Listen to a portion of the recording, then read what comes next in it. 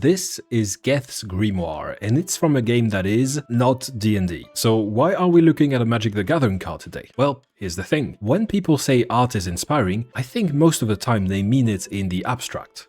They say it just because it sounds good and they like artists, but I want to make it concrete for you. I want to give you a step-by-step process that you can use yourself to make your next D&D session more interesting and to do that more easily. Here's the way this is gonna work. I'm Trek, I'm a tabletop game designer, and this is Jason. He's a writer and fellow D&D YouTuber. We picked a weirdly specific theme. It could be characters with mustaches, it could be rabbits, it could be anything. Jason and I are going to take turns adding cards that fit that theme to a common pool until we have a total of 10 cards. And those cards are going to be the elements of a D&D one-shot. We're going to need to come up with ways that these 10 cards fit together into a fun adventure. And you don't need to know anything about Magic the Gathering to follow along. We're just looking at some pretty cardboard to get ourselves into a creative mood. This is potentially the first episode of a new series, Capturing the Magic, where we get inspired and hopefully inspire you to create your own amazing adventures. So make sure you let us know what you think about this new format in the comments below. And if you want to run the adventure we come up with in today's episode,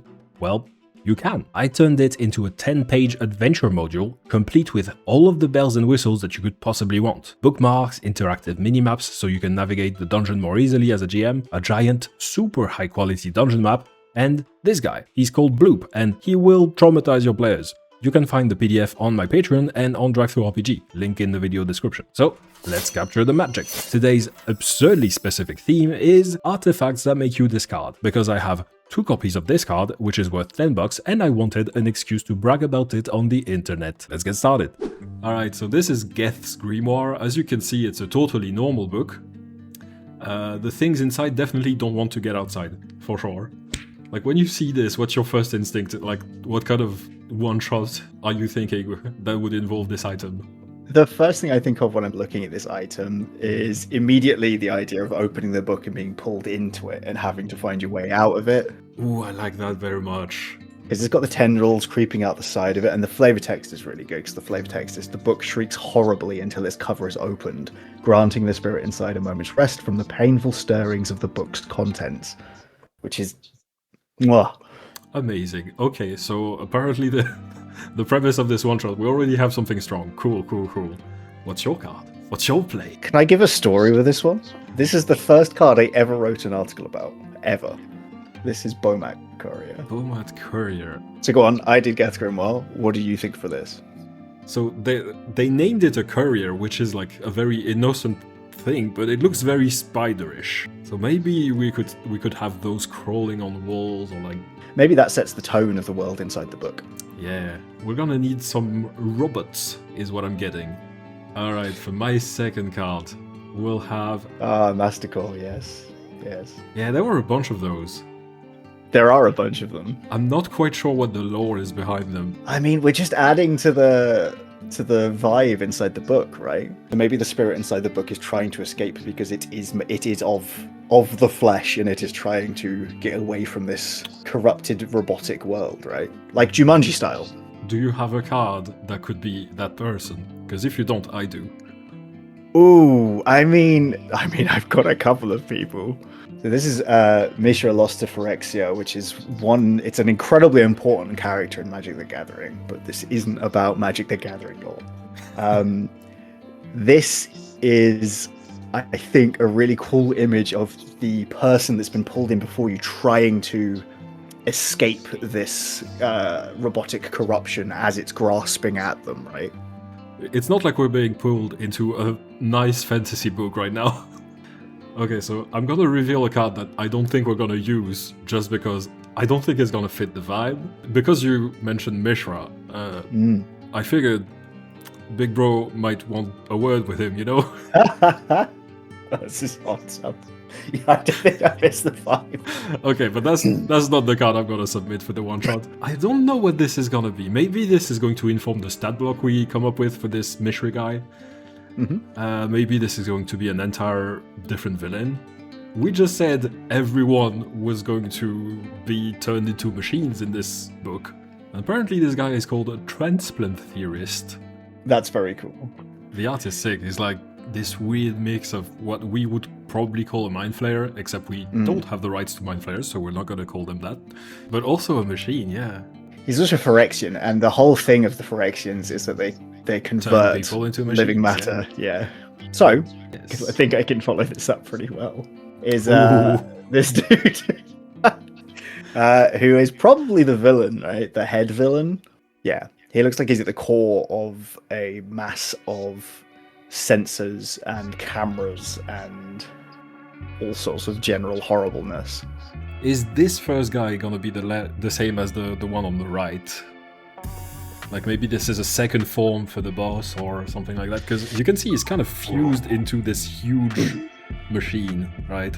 I think it's either that. Or it's a different guy. And this is something within the book, right? So Mishra could be, or the person that represents Mishra, could be the person that got sucked into the previously, the spirit that's trying to escape. And then Unctus here and the transplant theorist, they could be the beings that are within the book trying to capture the person that's trying to escape. There are different lines that we could go with here. Maybe their goal is precisely like to absorb people into the book because they know that they are characters in the book, so that they can infect them, and when the people get out of the book, now they have a presence in the real world. In which case it's probably a hive mind, to stay on theme with the legally distinct mind flayers. I'm also working on a separate series called Stealing Tastefully right now, so...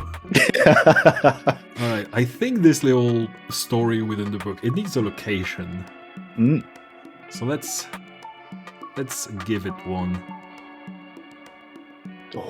Oh, that's cool. I don't know anything about this setting, but apparently this thing controls the day and night cycle, so maybe there's some like chrono magic involved. I love some chronomancy. We're only up to 7 cards, and I feel like we've got a lot to work with already, which is quite impressive. Okay, so I have a pitch for the creatures outside of the book, because we love for there to be other things, right? And despite looking like silly little guys, the name here is kind of horrifying, right? Patchwork gnomes. Oh, this is disgusting. So these little things are running around outside the book, trying to they're knocking the book over the shelf to bring attention to the thing, to try to encourage creatures to pay attention to Geth's grimoire in order to pull people into it. So these are probably not creatures, these are probably just constructs, right? Maybe they are created from pages and from bits of wood that have fallen onto the floor near the book that it's managed to kind of grasp and pull in. Something like that. Amazing. Alright, I have one last card. Alright, let's do this one. Just because it's the only other card in my list that I actually own. So. Oh, good one. Good card. I think this adventure, it needed some kind of a time pressure. So I figure, let's give it a bomb. Yep. Yeah. It could be a time pressure. It could be the solution to this little conundrum. It could be how they escaped. Okay. In that case, unfortunately, I do have to put the card in that I'm probably not going to be able to pronounce properly. Because I am running on chronically low sleep, as always. I have the way out of the book with Matzalantli, the Great Door. Yeah, that's the solution to this adventure. You just walk out the door. You just walk out the door, but you have to set the bomb off. You have to prime the bomb to destroy the book from within inside before finding the door. This is also a dual face card, I believe, because I also have it on my list, and this is the other side. of it. Yeah, and that would be where you have to plant the bomb, I would imagine. It's a little cheeky 2-for-1. Ooh. This went way better than I was expecting it to. We have a one-shot to figure out. I mean, we figured out the core of it really quickly there. Yeah. So, we've got the Patchwork Gnomes pulling things into Geth's grimoire, which is set within the Celestus. It's filled with manticores and couriers of all horrifying kinds. And the only person to open it before now was Mishra. The beings trying to convert people are Unctus and his transplant theorists, and the only way to escape is by destroying it, by planting a bomb at the core and leaving via the Great Door. If I had to take a first stab at it. Yeah. We do want it to fit inside of a 1 or 2 shot story. So like there's a bunch of structures for 1 or 2 shots, right? Like 5-room dungeons, that type of stuff. Yeah, This looks very dungeon delvy. it does. So not so much like an investigation. No, you have to go deeper into the book to escape it. That's why you have to go to the core. So maybe you pick the bomb up early. Or at least you learn about the bomb somewhere in the first couple of encounters. Yes. I don't know where our previous protagonist fits into it all, in terms of where they would be within the dungeon. Thinking about it in terms of locations, we're gonna have at least one location where the players get summoned, one location outside of the book from which they get summoned. We have the core way over there. Yep. And then we have stuff in the middle. What's the stuff in the middle? It depends how on the nose, I guess you want to be. It could be literally like a factory, right? I always like describing stuff to my players that they will understand what I'm describing, but the characters would not. Because if you describe to your players, you see a mass of shifting gears and conveyor belts and everything else. They know exactly what you mean, but the characters have no reason to understand what that stuff is. Brilliant. Yeah, I know there's a very popular adventure where the fantasy adventurers go inside of a spaceship. Doing this inside of a factory, that's very cool. And if we take Unctus as a big motive inspiration, he could be in every single room, basically, with one of these tentacled camera eye things, watching the players as they move throughout. Or just absolutely being a Jeff Bezos, just watching the workers, making sure they don't go to the loo for too long. Yeah, exactly. Okay, so there's a core. There's gonna be some kind of a control room with this guy then. Yes. Yeah, I think we can view the Celestus as the vibe for the world this factory's in, so maybe they can see it through the windows in this factory. But probably, if you did want to keep it as a 5-room dungeon, it probably would have to be within the factory itself, otherwise they can escape off into the distance, right? What kind of room do the players get summoned into? I mean, if you wanted to be really mean, it's immediately into a conversion chamber, right? Like, you get summoned onto the conveyor belt. In terms of pure level design, that kind of gives me the idea of, like, you're on this conveyor belt. At the end of it, that's where the overseer is. The problem is, if you stay on that conveyor belt, you're gonna get transformed. So you need to get to the point the belt is trying to carry you to, but while avoiding all of the obstacles in the way. Yeah, climbing through vents and stuff, yeah. Yeah, but make it suitably steampunk. I mean, it should be mechano horror, right? So it should be this fleshy mechanical tubing in between different rooms, maybe. Always good to have some fleshy tubes. You got to. Again, you can tell from this that my DMing style is very much, I just want to make my players stress out. So you're saying I'm gonna have a whole page of trigger warnings at the start of this supplement? Cool.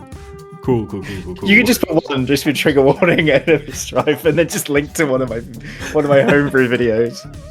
And this is the video in which he describes a creature that steals your eyes. In the middle, we have one big machine, two big machines, maybe 3 big machines. And the entire idea is you have to get past them. Kind of when I wanted to focus on having like those branching paths instead of just very linear, literal conveyor belt of an adventure. It's not railroading, it's conveyor belting, which has never been complained about on D&D Reddit, so it's fine. I want to play this. Yeah. God damn it. I think something like this you could fit into so many places in a standard D&D setting, right? There are so many cursed books. Anyway, if you're doing something like Eberron, this fits in wonderfully.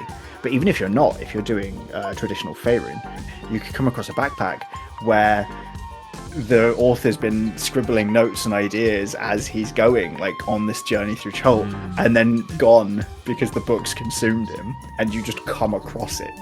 All right, who's our key players here? So we have this Unctus, this Mishri guy, and this transplant theorist. Are those all the same person, or are those different people? I think the transplant theorists are extensions of Unctus, and I think Mishra is a separate entity. The spirit trapped within it is Mishra, but Unctus is the book, basically, like the actual manifestation of the book's will. Yeah, or it could be a character of the original story, like who realized that they're a character. Oh, that's super fun. It could also be like the writer of the book who got trapped into his own creation and then transformed by his. Ah, that's sick. It's that. Oh yeah, I love that. That's the good stuff. And then you can ask him why he chose to write such a messed up book. Yeah, every good adventure should have one moment where the players can be like, bro, Out of all the choices you had. I can make anything horrifying. And regularly do. We'll do a happy one next time, which we can mess up. Probably. I think that's probably it, right? For the pitching stage. Yeah. And then we just end up with a final product at some point. Alright, that's it for today's episode. And if you enjoyed this, pitch some other card themes or cards that you would like us to check out and build a theme around. If you end up running this adventure, tell us how it goes. Till next time, see ya! I mean, that was a blast, man. That was so smooth. Why was it so smooth? I have a video about random tables where I say, like, don't use random tables as the finished meal. Use it as the ingredients. Because, like, you know Mark Rosewater, probably. He has this quote of restriction breeds creativity. Yeah. Or, like, just having these just to put yourself outside of your comfort zone. I mean, the moment you added this motherfucker right there... He's so cute. My comfort zone just went out the window. Like, look at this guy. Look at his eyes.